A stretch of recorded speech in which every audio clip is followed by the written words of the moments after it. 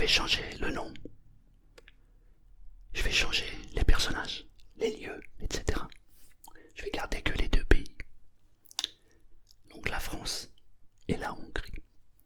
1956 en Hongrie. Il y a une révolution qui est en train de s'installer. Les étudiants à Budapest discutent entre eux et ne supportent plus d'être contrôlés par les Russes. À cette époque, l'URSS est installée en Hongrie et le Parti communiste de Hongrie est open sur le fait que l'URSS ait son mot à dire sur la politique intérieure du pays. Les étudiants n'ont ras le bol et ils décident de faire une manifestation spontanée. Alors ils sont des milliers d'étudiants à Budapest à marcher dans les rues et aller en direction du Parlement. Un groupe d'étudiants entre dans le Parlement. Nous souhaitons rencontrer les gens qui nous dirigent. Nous voulons changer la politique du pays. À bas la corruption. À bas la transgression. C'est drôle. On dirait que les histoires se répètent finalement. Une délégation d'étudiants finit par pénétrer dans le Parlement. Ils sont immédiatement arrêtés. Oui, menottés. Évidemment, le gouvernement ne veut pas se laisser faire. Alors, ils envoient des miliciens pour disperser la foule. Et ils ne se gênent pas. Ils tirent dans la foule. Il y a des mains arrachées, des yeux qui tombent, il y a des morts. Simplement parce que les étudiants souhaitaient avoir la liberté et avoir la souveraineté de leur pays.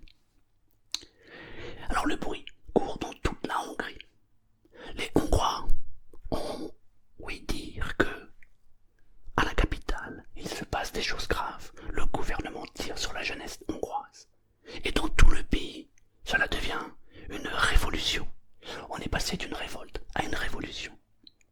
Ça devient le foutoir dans le pays. Alors ça tire dans tous les côtés. France, 1956.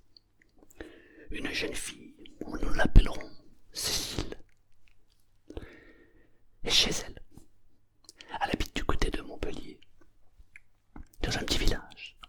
Elle aimerait quitter ses parents. Elle a 19 ans. Elle va voir son père.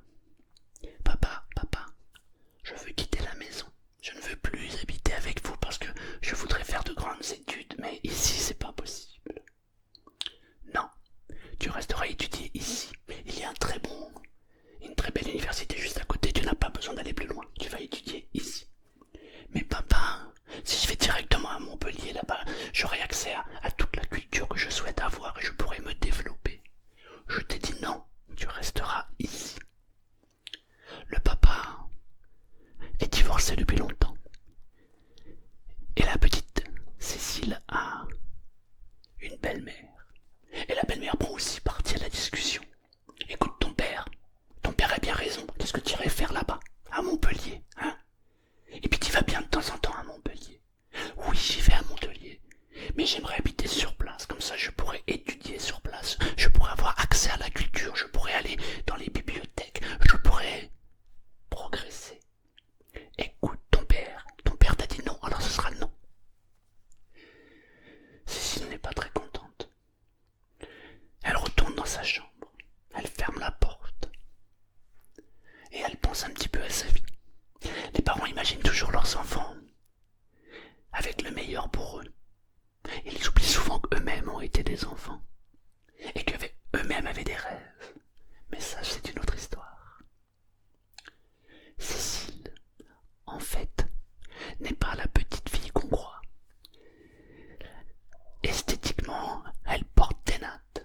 Elle est toute propre sur elle. Mais ça fait déjà quelques années qu'elle fréquente. D'ailleurs, elle sort avec un homme qui est bien plus âgé qu'elle. Il a 14 ans de plus qu'elle. Elle a 19 ans et il a 14 ans de plus. Je vous laisse faire le calcul. Alors, ce monsieur est représentant de commerce et il la voit de temps en temps. Ils se fréquentent. Elle, ce n'est que pour le plaisir, parce qu'elle ne fera pas sa vie avec. Et lui non plus. Il souhaite rester célibataire. Cette vie-là lui va bien.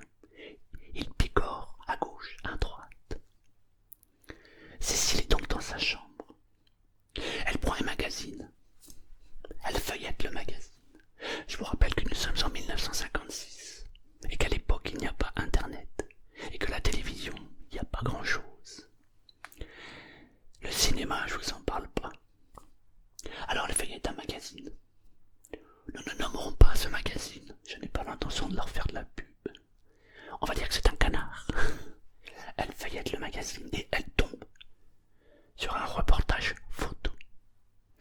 On peut y voir dessus 6 hommes alignés. Elle commence à lire. Insurrection à Budapest. En cette année 56, la révolte se propage dans tout le pays.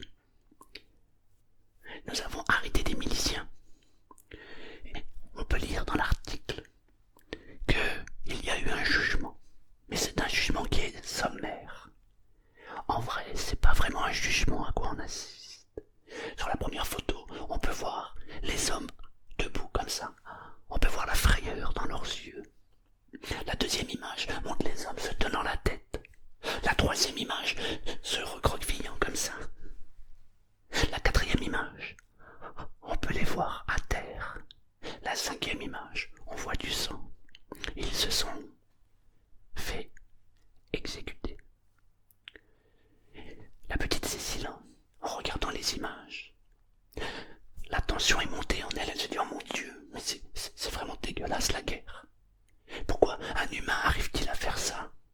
Elle est désemparée, elle est dépitée. Et puis, ses yeux sont attirés par un homme. Parmi ces gens qui se sont fait fusiller, elle voit un homme, un blond, qui a l'air aussi jeune qu'elle. On dirait un étudiant. Il est blond, il a les yeux bleus. Elle le regardait. Waouh, qu'est-ce qu'il est beau. Mais mon Dieu, pour quelle raison des hommes arrivent-ils à tuer d'autres hommes? Ce n'est que de la manipulation. On manipule les uns pour mieux attraper les autres, se dit-elle à cet instant précis. Et elle voit ce jeune homme. Mais c'est pas possible. Qu'est-ce qu'il a bien pu faire pour mériter ça? Elle réfléchit quelques instants. Mais qu'est-ce que je pourrais faire? À mon niveau?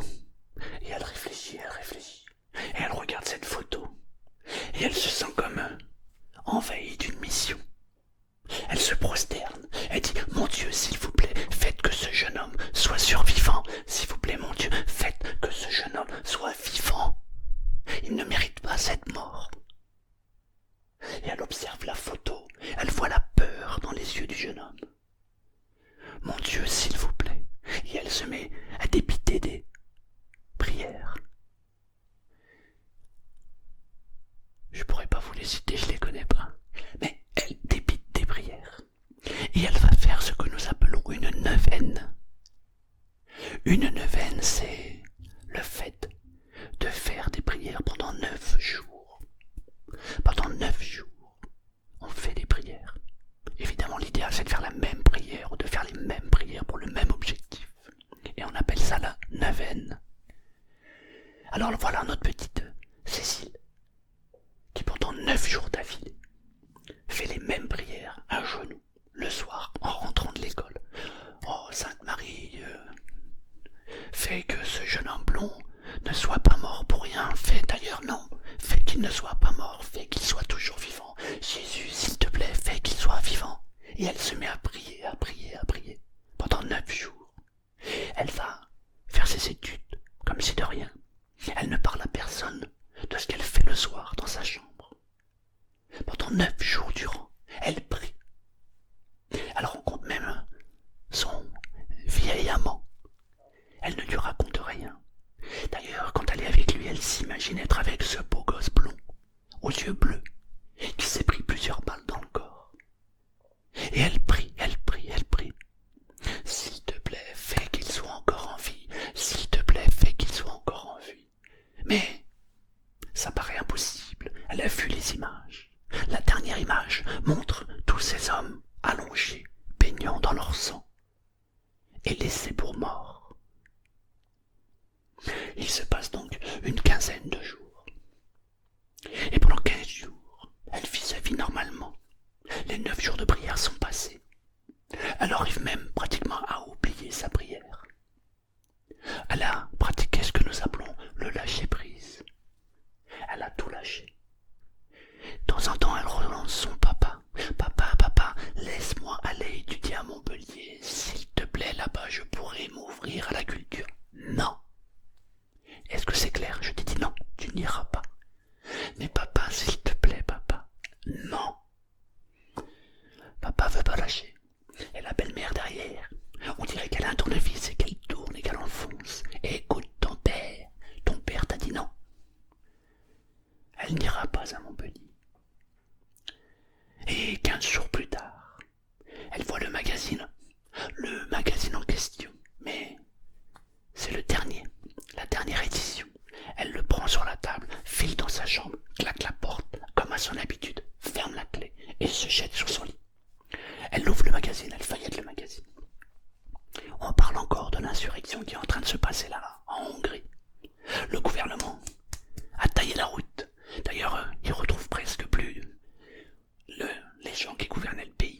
Il y en a un ou deux, on ne sait pas où ils sont, on ne sait pas ce qu'ils sont devenus. Et elle feuillette. Et à une page donnée, à une page précise, elle regarde le magazine et elle voit la photo de l'exécution. Il y a 15 jours, nous avions diffusé des photos dans ce propre magazine où nous vous avions expliqué que les 6 personnes qui étaient ici étaient mortes, fusillées. Nous tenons à faire une rectification. Il y a une des personnes, la personne qui est complètement à gauche, l'homme blond aux yeux bleus, a survécu à cette attaque.